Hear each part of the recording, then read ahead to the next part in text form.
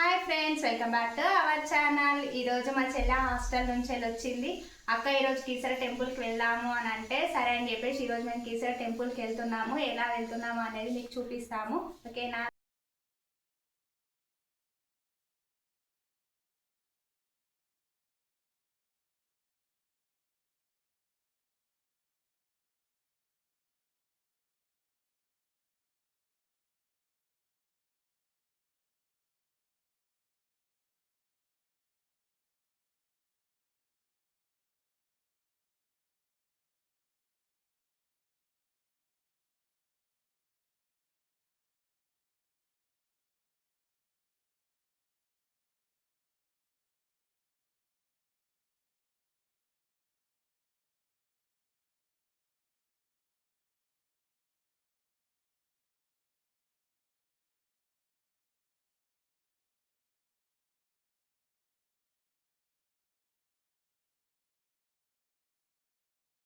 వీళ్ళకి గుట్టకి లెక్కనికి వస్తలేదు, దమ్ దమ్ ఎత్తున్నారు.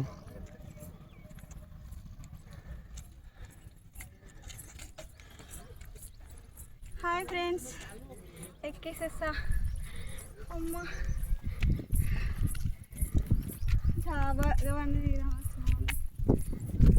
ఫైనల్లీ కీసరగుట్టకి వచ్చేసాం. చాలా ఎక్కాలి, బాగుంది, వ్యూ అంతా బాగుంది, చాలా బాగుంది. మీరు కూడా చూడడానికి రండి ఒకసారి. Thank you. సో మీకైతే ఇప్పుడు లొకేషన్ అయితే చూపిస్తాం బ్యాక్ సైడ్.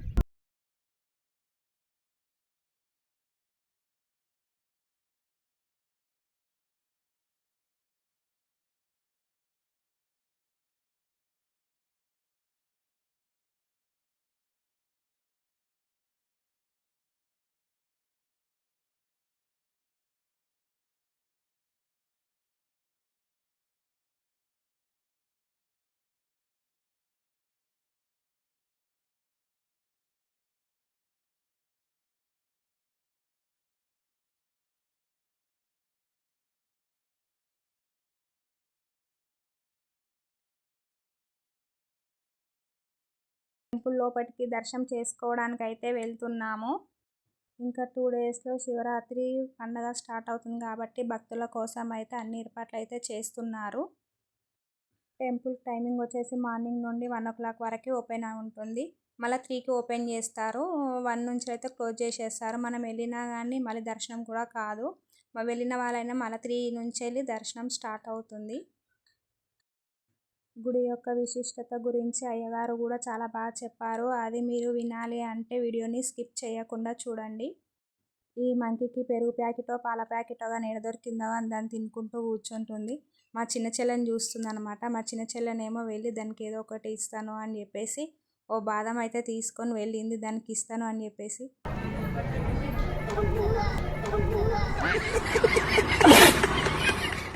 ఇంకా శివరాత్రి పండగ స్టార్ట్ కాలే కాబట్టి జనాలు ఎక్కువ లేరు.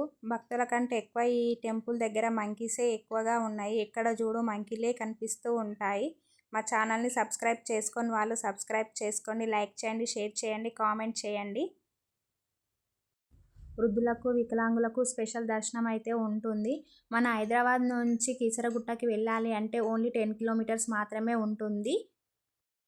శివరాత్రి ఉత్సవాలు చాలా బాగా జరుగుతాయని అయ్యవారు చెప్పారు. మీరు కూడా ఎవరైనా శివరాత్రి పండుగకి జాగారం చేయాలి అనుకున్న వాళ్ళు వెళ్ళండి. లేకపోతే పండుగ రోజు వెళ్ళాలి టెంపుల్కి అనుకుంటే కీసరగుట్టకి వెళ్ళండి. టెంపుల్ అయితే చాలా బాగుంది. లొకేషన్ అంతా చాలా బాగుంది, పీస్ఫుల్గా ఉంది. కానీ మంకీలు అయితే చాలా ఉన్నాయి. మన చేతిలో ఏ కవర్ కానీ ఏదైనా కనిపించినాయి అనుకో, ఆ మంకీలన్నీ మన వెనకాలనే వస్తుంటాయి. మేము కొబ్బరికాయ తీసుకొని అయితే వెళ్తున్నాము.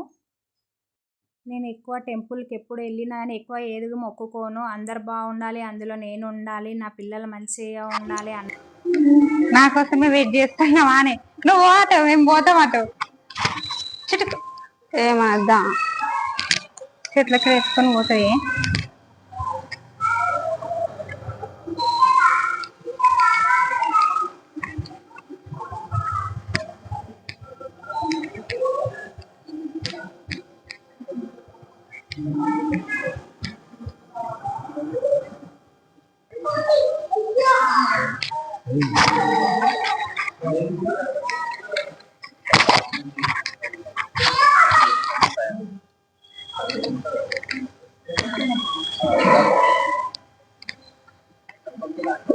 ఇక్కడ అయితే పొగ వస్తుంది అనుకుంటా ఇది. ఇక్కడ పెట్టి ఎగిరియచ్చా? ఇక్కడ ఉన్నాయి కదా స్టాండ్ ఉంది కరెక్ట్, మనం చూసినప్పుడు పొగ వస్తుంది. ఇక్కడ పెడదాం పట్టు. గుడికి వచ్చిన వాళ్ళందరూ 365 ఒత్తులు వెలిగిస్తున్నారు. నా లైఫ్లో కూడా మంచి జరగాలని చెప్పేసి నేను కూడా 365 ఒత్తులు అయితే వెలిగిస్తున్నాను. మా చెల్లె నేను ఇద్దరం కలిసి 365 ఒత్తులు అయితే వెలిగించాము. కీసర విలేజ్ నుండి కీసర గుట్టకి 2 కిలోమీటర్స్ ఉంటుంది. ఒత్తులు వెలిగిస్తుంటే ఎంతసేపు అయినా కానీ ఆ ఒత్తులు వెలగట్లేవు, అసలు చాలా టైం పట్టింది. అందరూ గజస్తంభం దగ్గరనే 365 ఒత్తులు అయితే వెలిగించారు. శివరాత్రి పండగకి చాలామంది భక్తులు వస్తారు కాబట్టి దర్శనం కాదని చెప్పేసి మేమైతే ముందే వెళ్ళి టెంపుల్కి దర్శనం చేసుకొని వచ్చాము.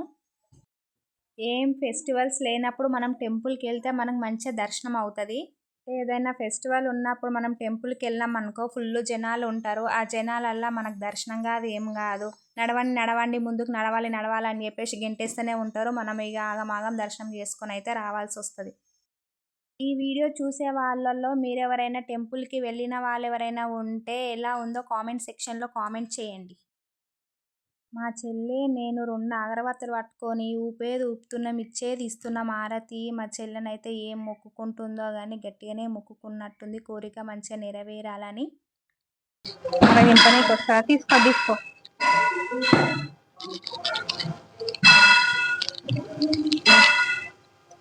ఎట్లా గట్ల ఎట్లా పాటు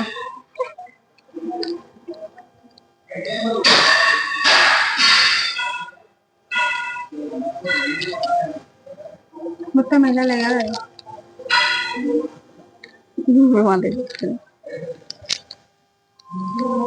లోపలికన్నా ఇంపుదాన్ని. గజస్తంభానికి పసుపు కుంకుమనైతే వేసాము. వేసిన తర్వాత మంచిగా మొక్కుకున్నాము, దేవుడా మమ్మల్ని మంచిగా ఆశీర్వదించు అని. ఏమైతుంది మొక్కుకుంటాం, దింపు బొట్టు పెట్టుకుందాం అని మనం.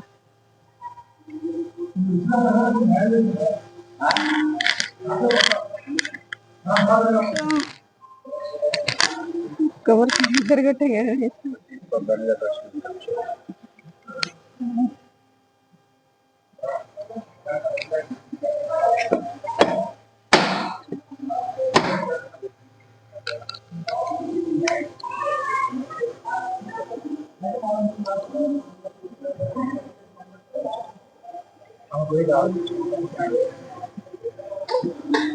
శివునికి అభిషేకం.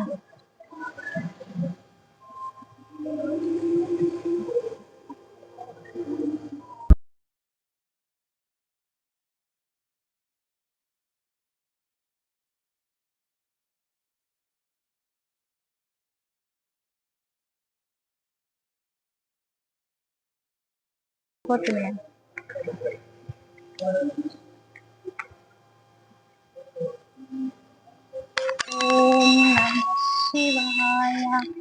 ఓం నమః శివాయ, ఓం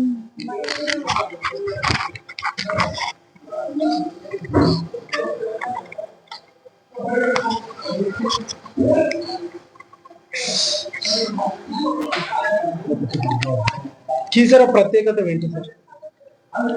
రామలింగేశ్వర స్వామి ఇక్కడ స్వయంభూగా మనకి వెలిసి అనుగ్రహం చేస్తూ ఉన్నారు. పశ్చిమాభిముఖంగా ఉంటుంది ఇక్కడ శివాలయము. అత్యంత పురాతనమైన శివాలయము.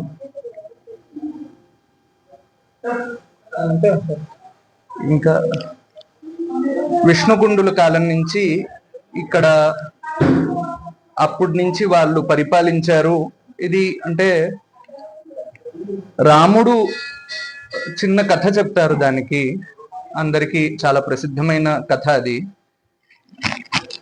రాముడు రావణ సంహారం తర్వాత ఇక్కడ వనవిహారం చేస్తూ వచ్చినప్పుడు ఇక్కడ ఈ అత్యంత ఉత్కృష్టమైన ప్రదేశంగా ఉంది, ఇక్కడ శివాలయాన్ని నిర్మిస్తే లోక కళ్యాణార్థం జన కళ్యాణార్థం బాగుంటుంది అని ఆయనకు అనిపించి దగ్గరలో ఉన్న ముని స్థావరాలకి వెళ్ళి ఒక ముహూర్తాన్ని నిర్ధారించవలసిందిగా ప్రార్థిస్తారు. ఆ నిర్ధారితమైన ముహూర్తంలో శివలింగాన్ని ప్రతిష్ఠించదలిచి హనుమంతుడికి ఆదేశం ఇస్తారు. వెళ్ళి శివలింగాన్ని తీసుకొని రమ్మని ఒక ఆదేశాన్ని ఇస్తే అక్కడికి వెళ్ళి చాలా శివలింగాలు ఉన్నాయి, ఎటువంటి శివలింగాన్ని ప్రతిష్ఠిస్తే ఉత్కృష్టంగా ఉంటుంది, బాగుంటుంది అర్థం కాక హనుమంతుల వారు 100 శివలింగాల్ని తీసుకొని వస్తారు. అంతలోపు ఇక్కడ ముహూర్తం దాటిపోయి స్వామి శ్రీరాముడు శివుడిని సాక్షాత్తుగా ప్రార్థన చేస్తే వారు స్వయంభూగా ప్రకటితమయ్యి లింగ రూపాన్ని ధరిస్తారు అని ఇక్కడ మనకి ఇక్కడ చరిత్ర స్థల పురాణము అలా చెప్తారు. ఆ తెచ్చిన శివలింగాల్ని కోపం వచ్చి హనుమంతుడు విసిరేస్తారు. అవి చుట్టుపక్కల పడ్డాయి. వాటినన్నిటినీ కూడా ఆర్కియాలజీ డిపార్ట్మెంట్ వాళ్ళు తెచ్చి ఒక చోట పెట్టారు దగ్గరగా. మనం ఆలయానికి ముందు వైపు హనుమంతుడి గుడి ఉంటుంది, దాని పక్కన చుట్టూతా మనం వాటిని చూడొచ్చు. ఈ శివరాత్రికి ఏ విధంగా ఏర్పాట్లు చేశారు?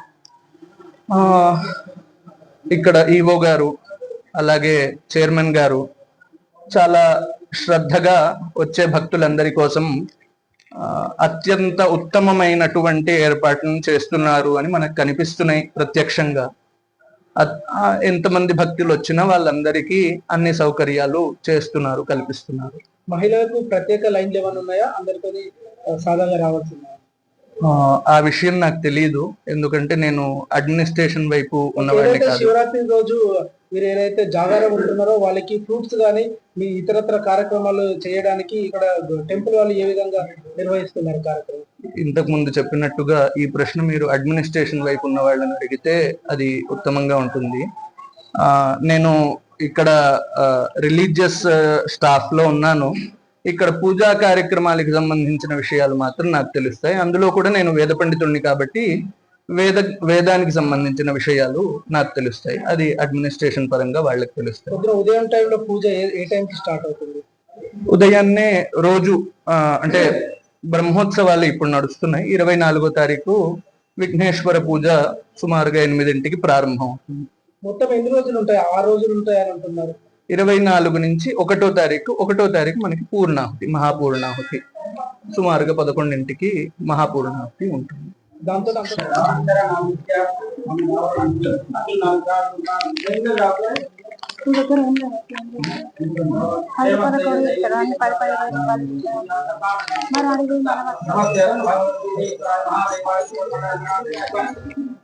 పరిపూర్ణం తదస్తుతే. ఓం నమః శివాయ. ఓం నమః శివాయ.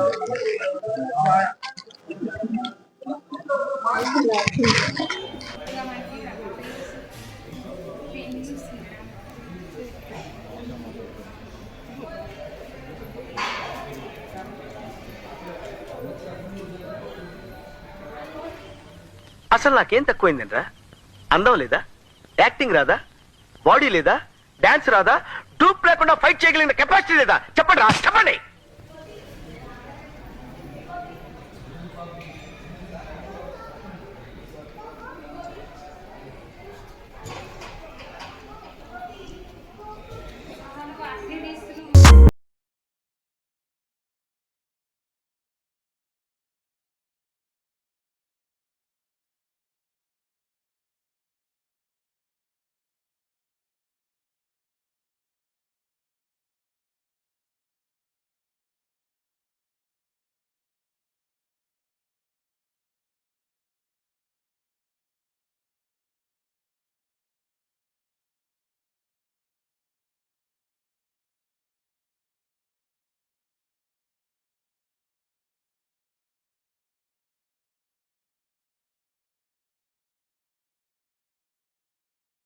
లేరు.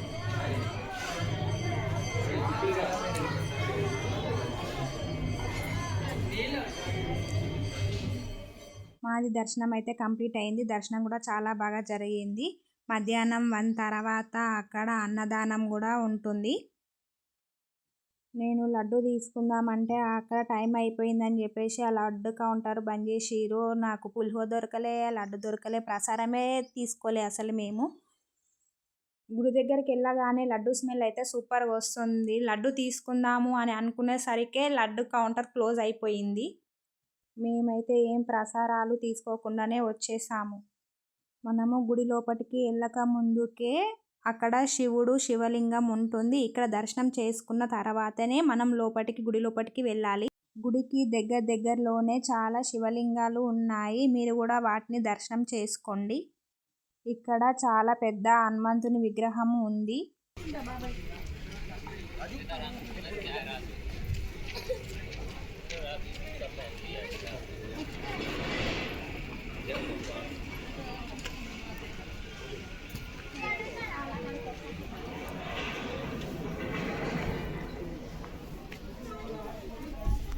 ఎక్కడికి వచ్చామో చెప్పండి.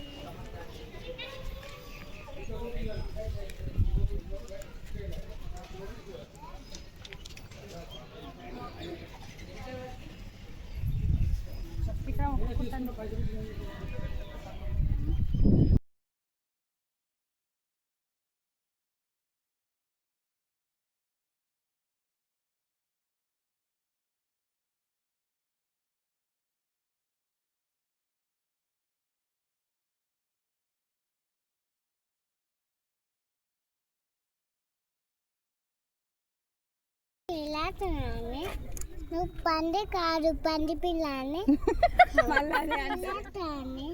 నువ్వు పంది కాదు పంది పిల్ల ఎవరురా నువ్వు ఇంత టాలెంటెడ్ ఉన్నావు నువ్వు పంది కాదు పంది పిల్ల. ఫ్రెండ్స్ మేమైతే కీసర గుట్టకైతే వచ్చినాం. దర్శనం అయితే కంప్లీట్ అయిపోయింది. ఇక్కడ టెంపుల్ చాలా బాగుంది. ఇక్కడ వ్యూ మొత్తం చాలా బాగుంది. ఇప్పుడు శివరాత్రి వస్తుంది కాబట్టి మీరు కూడా టెంపుల్కి ఒకసారి రండి. ఎలా ఉందంటే చూడండి ఒకసారి, చాలా బాగుంది టెంపుల్ అయితే. తప్పకుండా విజిట్ అవ్వండి. Thank you, bye.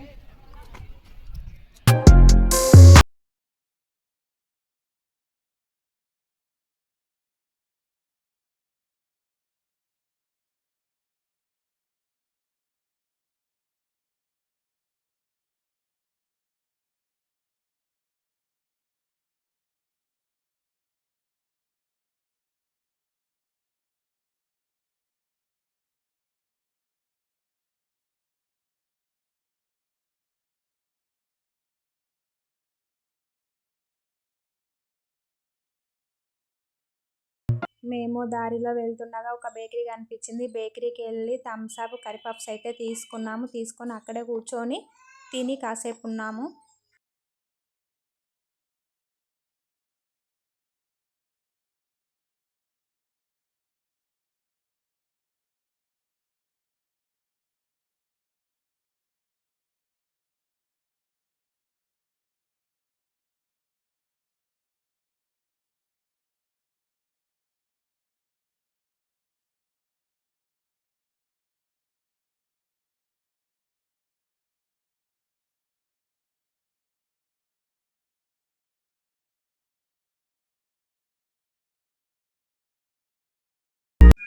Thank you for watching video. Bye bye.